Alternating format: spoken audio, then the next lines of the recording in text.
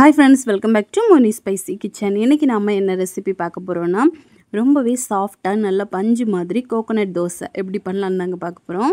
இது வந்து பாத்தீங்கன்னா கேரளாவோட ரொம்ப ஃபேமஸான ஒரு பிரேக்ஃபாஸ்ட் ரெசிபி. இன்ஸ்டன்ட்டா குயிக்கா பண்ணிடலாம். பருப்பு வகைகள் எதுவுமே தேவையில்லை. அதாவது உளுந்து அப்புறமா நம்ம புழுங்கல் அரிசி எதுவுமே தேவையில்லை. நம்ம பச்சரிசி வச்சு ரொம்ப சிம்பிளா வந்து பண்ணி முடிச்சிடலாம். இந்த ஒரு தேங்காய் தோசை பார்த்தீங்கன்னா சிக்கன் கறி மட்டன் கறிக்கெல்லாம் ரொம்ப டேஸ்டியாக இருக்கும். ஸோ கண்டிப்பாக நீங்கள் வந்து ட்ரை பண்ணலாம். இப்போ வாங்க இது எப்படி செய்யலாம் அப்படிங்கிறத நம்ம டீட்டெயிலாக பார்த்துடலாம். ஃபஸ்ட்டு இது பண்ணுறதுக்காக ஒரு பவுலில் சரியாக 2 கப் அளவுக்கு நான் வந்து பச்சரிசி எடுத்திருக்கேன். இதை வந்து ஒரு 2லேருந்து 3 தண்ணி ஊற்றி நல்லா வந்து கழுவி சுத்தம் பண்ணி எடுத்துகிட்டு வந்துடலாம். பார்த்தீங்க அப்படின்னா நல்லா கை வச்சு பிசைஞ்சு கழுவிக்கோங்க. இப்போ நம்ம நல்லா கழுவி எடுத்துட்டோம். இப்போ இதில் தண்ணி ஊற்றி சரியாக ஒரு 5 மணி நேரத்துக்கு இதை நல்லா வந்து ஊற வச்சிடலாம். இது நல்லா ஊறி வரட்டும். மூடி போட்டு இதை நல்லா ஊற விட்டுருங்க. இப்போ ஒரு 5 மணி நேரம் கழித்து பார்த்தோம் அப்படின்னா நம்மளுக்கு பச்சரிசியெல்லாம் நல்லா ஊறி கிடைக்கும். இப்போ இதில் இருக்கக்கூடிய தண்ணியெல்லாம் நம்ம வடிகட்டிட்டு இது ஒரு மிக்ஸி ஜாரில் போட்டுடலாம். பெரிய ஜாராக எடுத்துக்கோங்க. இதை வந்து நான் 2 பேட்சாக அரைச்சி எடுக்க போகிறேன். இப்போ இதில் பார்த்திங்கன்னா ஒரு 1/4 கப் அளவுக்கு தேங்காய் தண்ணி இருந்துச்சு. ஸோ 1/4 கப் அளவுக்கு எடுத்திருக்கேன். இது கூட ஃப்ரெஷ்ஷாக துருவின தேங்காய் 1 கப்பு, 3/4 கப் அளவுக்கு நம்ம நார்மலாக வடித்த சாதம் இருக்கும்ல அது வந்து சேர்த்து கொஞ்சமாக தண்ணியும் விட்டு நல்லா பேஸ்ட்டாக அரைச்சி எடுத்துக்கலாம். நம்ம வந்து 2வது பேட்ச் மாவு அரைக்கும் போது இது எதுவும் சேர்க்க வேண்டாம். மாவு மட்டும், அதாவது பச்சரிசி மட்டும் ஊற்றி அது கூட கொஞ்சமாக தண்ணியும் ஊற்றி நீங்கள் வந்து நல்லா பேஸ்ட்டாக அரைச்சி எடுத்துக்கலாம். இப்போ 2 பேட்சாக நம்ம மாவும் அரைச்சி எடுத்துட்டோம். இதோட மெஷர்மெண்ட் வந்து கரெக்டாக பார்த்து சேர்த்துக்கோங்க. இப்போ இதில் சுகர் வந்து ஒரு 1½ டேபிள் ஸ்பூன் போட்டுக்கலாம்.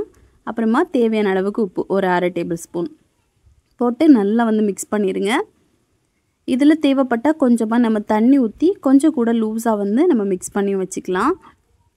நம்ம ஆப்ப மாவு பதம் இருக்குல்ல அந்த ஒரு ஸ்டேஜுக்கு நல்லா மிக்ஸ் பண்ணி மூடி போட்டு இதை கிட்டத்தட்ட ஓவர் நைட்டு இதை வந்து புளிக்க விடணும். இப்போ நெக்ஸ்ட் டே மார்னிங் பார்க்கும்போது பார்த்திங்கன்னா மாவு வந்து இந்த அளவுக்கு நல்லா புளிச்சு வந்திருக்கும். நம்மளுக்கு பாருங்கள் எவ்வளோ ஏர் பபிள்ஸ் எல்லாம் ஃபார்ம் ஆகிருக்குன்னு. ரொம்ப டேஸ்ட்டாக இருக்கும். இப்போ நம்மளுக்கு மாவு ரெடி ஆயிடுச்சு.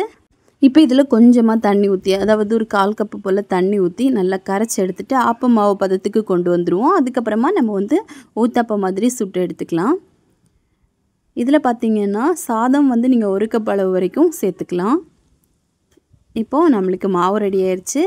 நான் வந்து அயன் தவா தான் எடுத்திருக்கேன். கொஞ்சமாக எண்ணெயை வந்து கிரீஸ் பண்ணிவிட்டு ஒரு 1½ கரண்டி போல் நம்ம வந்து மாவு ஊற்றி லேசாக இந்த மாதிரி சுற்றிட்டு மூடி வச்சு ஒரே ஒரு நிமிஷம் மீடியம் ஃப்ளேமில் வச்சு வேக விட்டுருங்க. நல்லா வந்து ஹோல்ஸ் எல்லாம் உருவாகி நம்மளுக்கு பார்க்கவே அவ்வளோ நல்லாயிருக்கும். இப்போ வந்து நம்ம ஓப்பன் பண்ணிடலாம். பாருங்கள் எவ்வளோ கிளாஸியாக, பார்க்கவே அவ்வளோ லுக்காக இருக்கும்.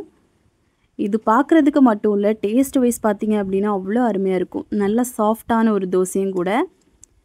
இப்போ இதை வந்து நம்ம அப்படியே எடுத்து ஒரு ஹாட் பாக்ஸில் போட்டு வச்சிட்டோம் அப்படின்னா இது வந்து நல்ல சூடாக இருக்கும் நம்மளுக்கு.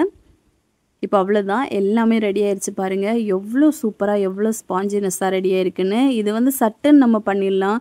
இட்லி தோசை மாவு அரைக்காத நேரத்தில் நீங்கள் இந்த ஒரு மாவை வந்து ரெடி பண்ணி வச்சுக்கலாம். ஸோ கண்டிப்பாக நீங்களும் இதே மாதிரி உங்கள் வீட்டில் ட்ரை பண்ணி பாருங்கள். ட்ரை பண்ணி பார்த்துட்டு எப்படி வந்துச்சுன்னு மறக்காமல் கமெண்ட் பண்ணுங்கள். இதே மாதிரி இன்னும் நிறைய ஹெல்த்தியான ரெசிபிஸ் வேணும்னு நினச்சிங்கன்னா மோனி ஸ்பைசி கிச்சன் சேனலை சப்ஸ்கிரைப் பண்ணி வச்சுக்கோங்க. லைக் பண்ணுங்கள், ஷேர் பண்ணுங்கள்.